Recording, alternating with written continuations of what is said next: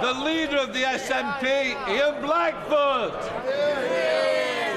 Thank you, Mr Speaker, and can I thank the Duke of Rothesay for coming to Parliament today and leading us in the state opening. And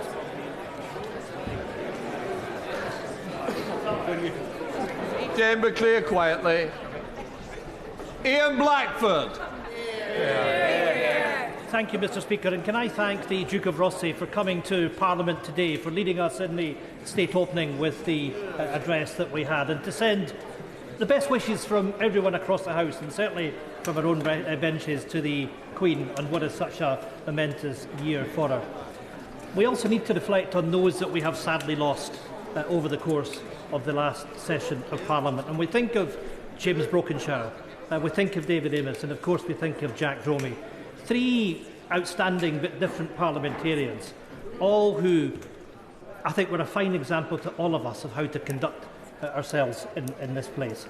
Let me thank the member for Beverley and Holderness for his moving of the motion this afternoon, an erudite treatise round his history in government, and I hope he's still got a lot to give. He's made it very clear that he was removed early from office by the Prime Minister, and perhaps he still has some days ahead of him. But I think it's important that he stressed that the unity that there is in this House on the topic of Ukraine, that we all stand together, Mr Speaker, with our friends in Ukraine, and standing up for the warmonger, the war criminal that still resides in Moscow. He will face justice, and we will make sure that ultimately that the people of Ukraine prevail. But of course, I thought it was interesting that the honourable member told us that the recent difficulties that the Prime Minister has had with the Metropolitan Police, they are not new. He's had his collar felt in the past as well. And let me also thank the seconder of the motion from Brecon and Radnanshire. I think really what we had was a job application for government from the member, and I'm sure she'll have a long and fruitful career in front of her as a member of this House and a member of the governing party.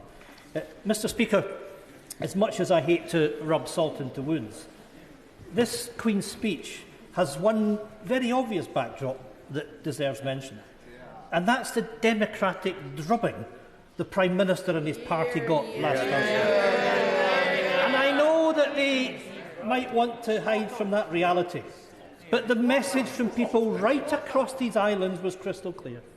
The people made clear that this is now a Prime Minister facing his final days in office and a Tory government that it's on its last legs. And I'm proud to say, Mr Speaker, that Scotland sent the strongest message of all. Now, I understand this might be a wee bit uncomfortable listening for the opposite benches, but they need to hear it all the same, because they need to hear what Scottish democracy is telling them and has been telling them for years.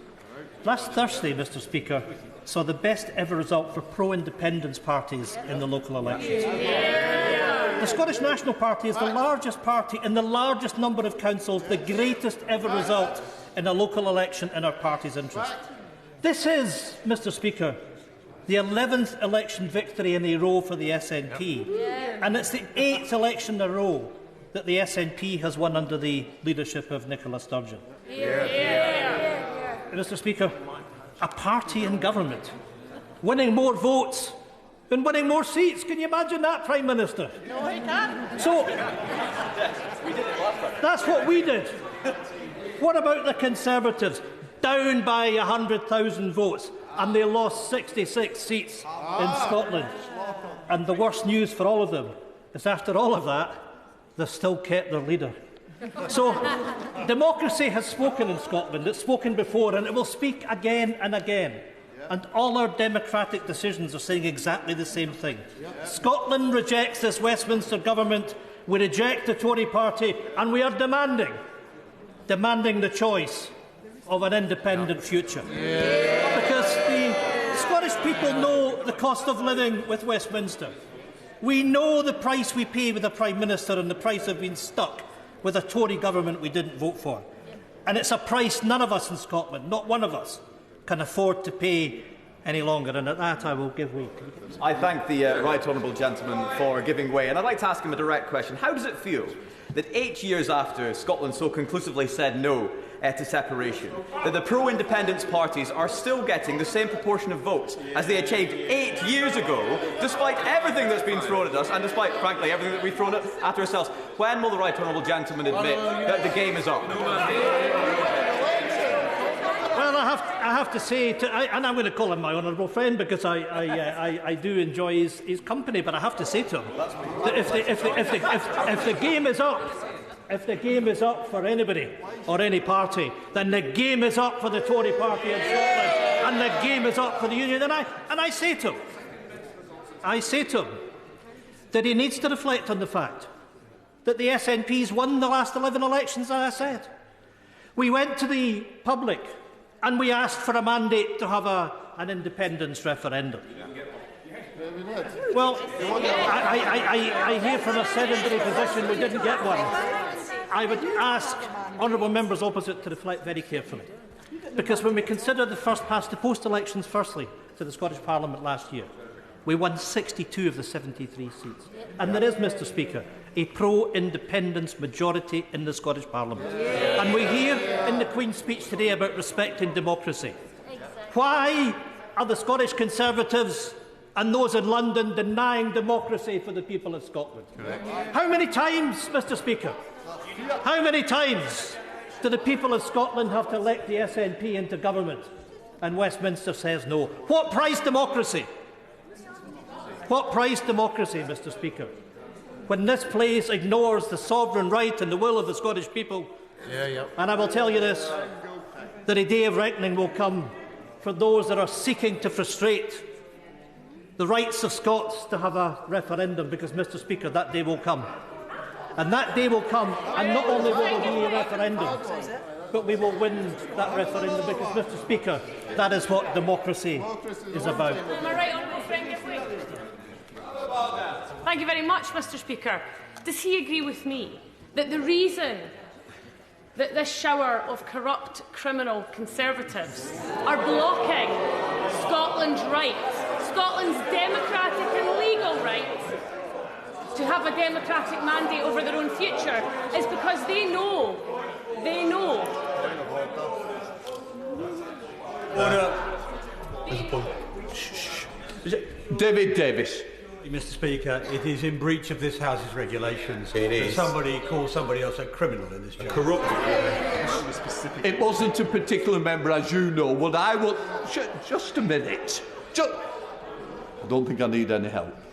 What I would say is we want moderate and tolerant language that doesn't bring this House or expect members outside to copy the behaviour. I want good behaviour and I want moderate language. I want people to think before they speak. Ian Blackford. No. Thank you, Mr Speaker, and I agree with my honourable friend, and I'll come on to... We don't want to get into this. I will come on to these points in just a second, but let me say respectfully to in particular to the member for West Aberdeenshire and from the member from Banff and Bucket, because I think they know that a referendum will come.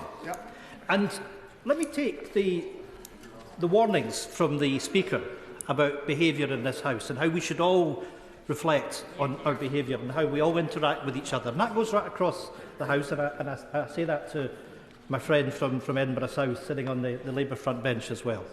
That when we have that referendum, it's implicit on all of us that we engage constructively.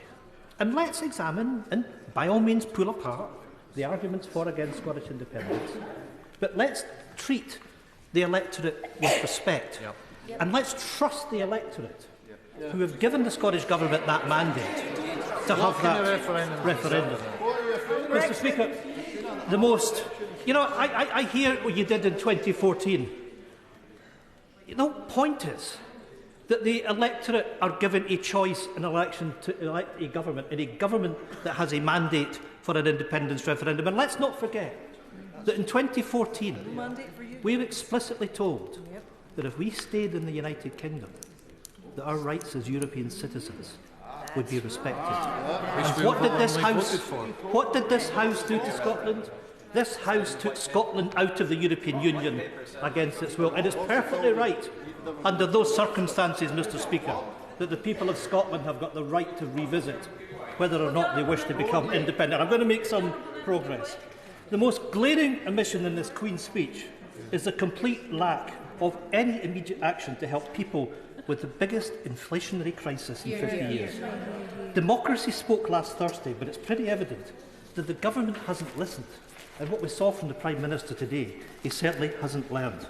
Because, of course, people turned out last week to punish the Prime Minister for the scandal of Partygate. Let's not forget, the public know that this Prime Minister is the first, the only Prime Minister that has found to have broken his own laws in office and still sits here as Prime Minister. That should shame this House as it shames us. But the electorate also turned out to punish a Prime Minister and a Chancellor who have been so consumed by the crisis of Partygate that they've failed to lift a finger to fight the Tory-made cost of living crisis. Mr Speaker, as the Bank of England confirmed last week, the occupants of number 10 and number 11 Downing Street have now led us to the brink of recession. As my friend, the member for Glasgow Central, has said, the very first line of the Queen's speech should have been a commitment to bring forward an emergency budget. Where is it? Where is it? Where's the emergency budget that we need? An emergency budget to tackle now the rising cost of energy, of fuel and of food. On that point, would you give way? Thank you. I'm grateful to him for giving way. Would he agree with me that it is remarkable that for a government that says it cares about the cost of living crisis, there was absolutely nothing new in this Queen's speech, for example, around a mass home installation programme, which would be the cheapest, most effective, fastest way of getting our emissions down, creating hundreds of thousands of jobs, tackling climate emissions as well, yet we've had nothing new in this Queen's speech on that at all. My honourable friend is right. There was nothing in this Queen's speech to deal with the cost of living crisis, nothing to deal with home insulation. And, you know, in the Scottish Parliament, the cooperation, the collaboration between the SNP and the Greens is an example where two parties can come together to make sure that we prioritise the climate emergency, something really missing from this Queen's speech today.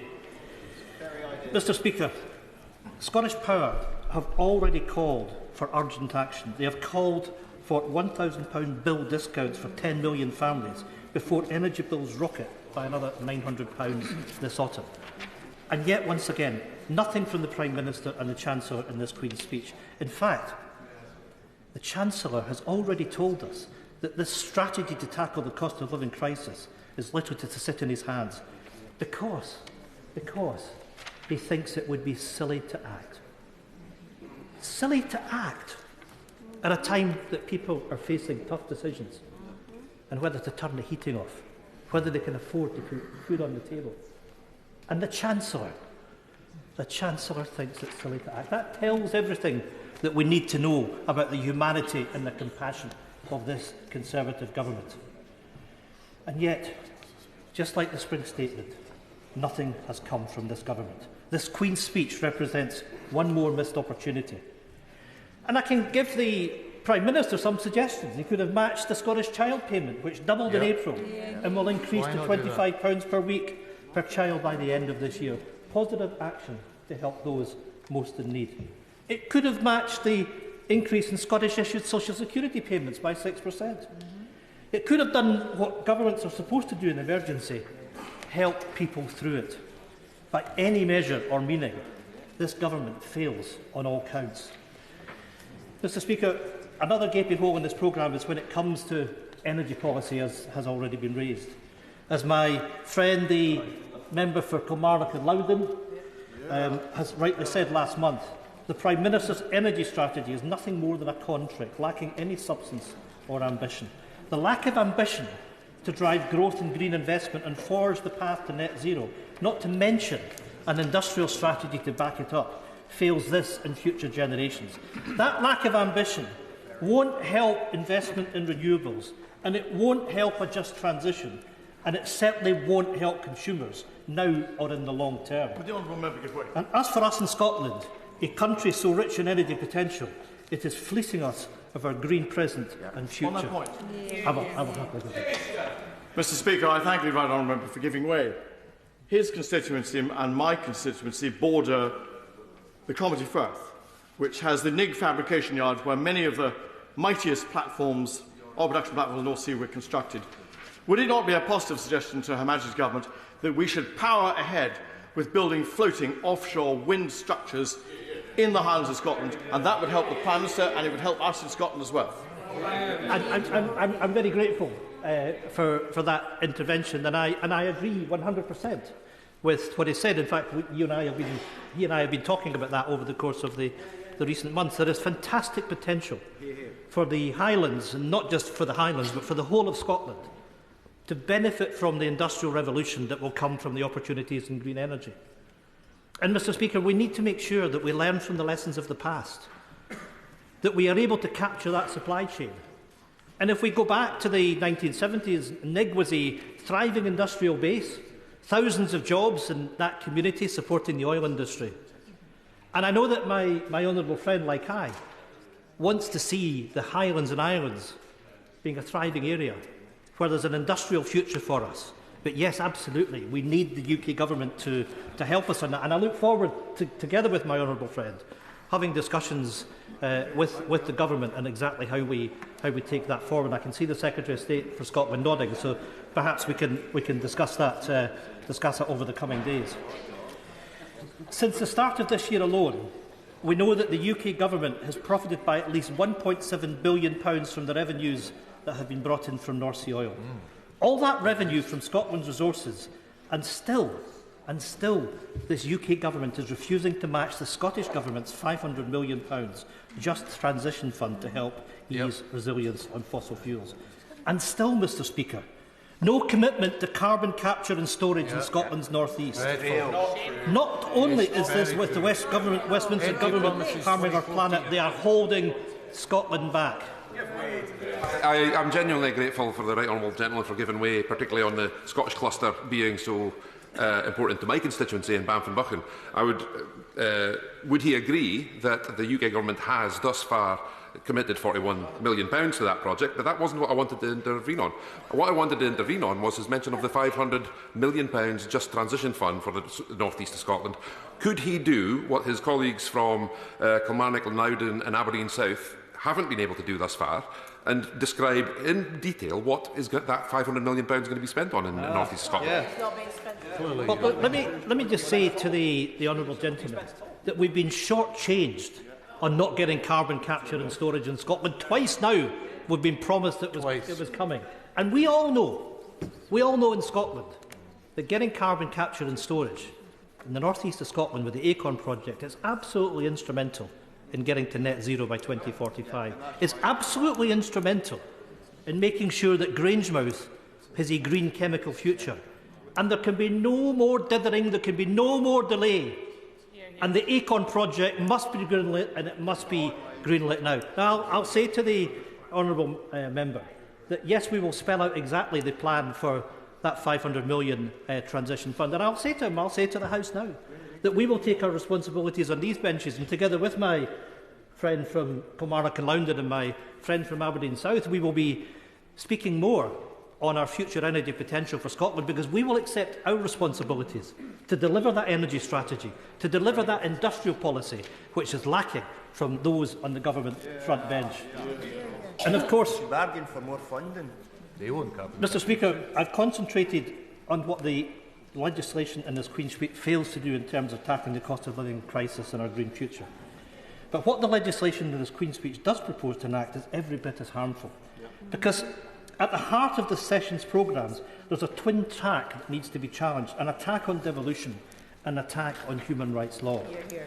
As the Prime Minister gets increasingly vulnerable and desperate, it is probably no surprise that he's reached back for the policy that got him the job in the first place: Brexit.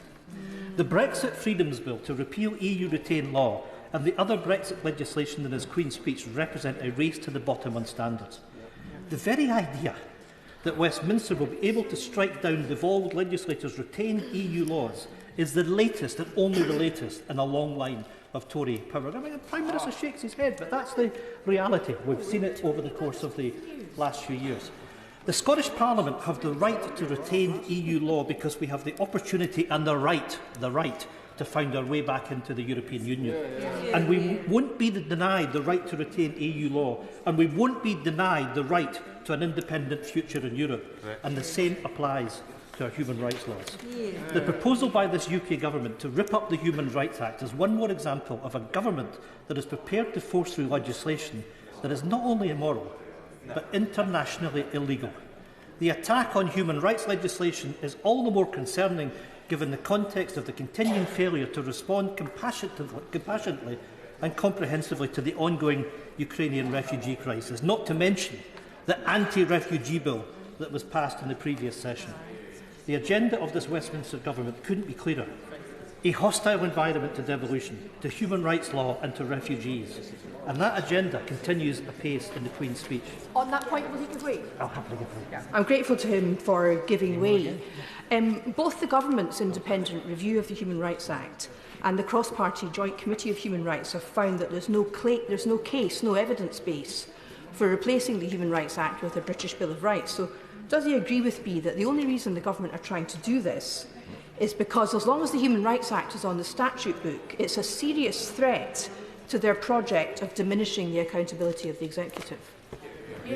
Absolutely. My honourable and learned friend is absolutely correct, and the public should be very afraid as to what this government's doing and the consequences of that, and to our hard-fought and hard-won human rights that have been built up over many decades.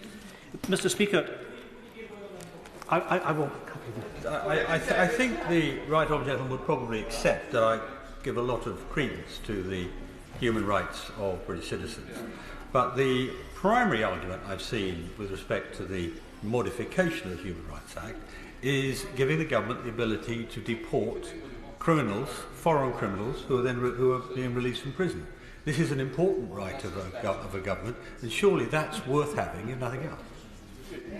Well, I'm afraid that is a fig leaf, Mr. Speaker, for exactly what is going on, which is the attack on the rights that have been so hard fought and won over the course of the last few decades.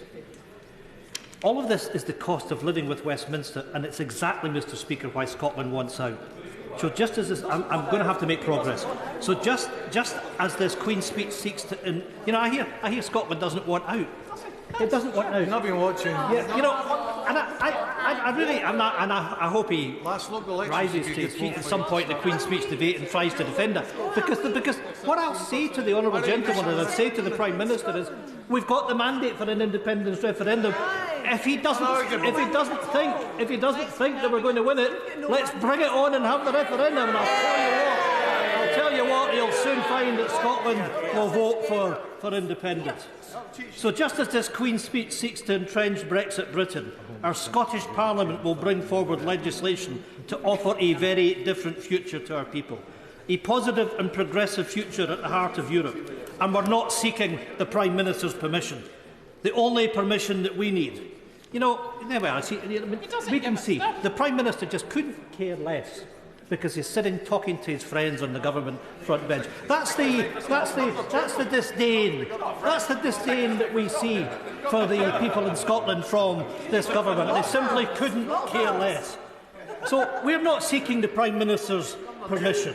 The only permission we need, the only permission we will ever need, is the democratic permission of the Scottish people. And let's not forget that it's the people of Scotland who hold sovereignty. And you might want to listen to this, because let's not forget the legal opinion in the case of McCormick versus the Crown at the Court of Session in 1953, when Lord Cooper stated that the principle of the unlimited sovereignty of Parliament is a distinctly English principle that has no counterpart in Scottish constitution. It is, Mr. Speaker, unquestionably the right of those in Scotland to determine their own future.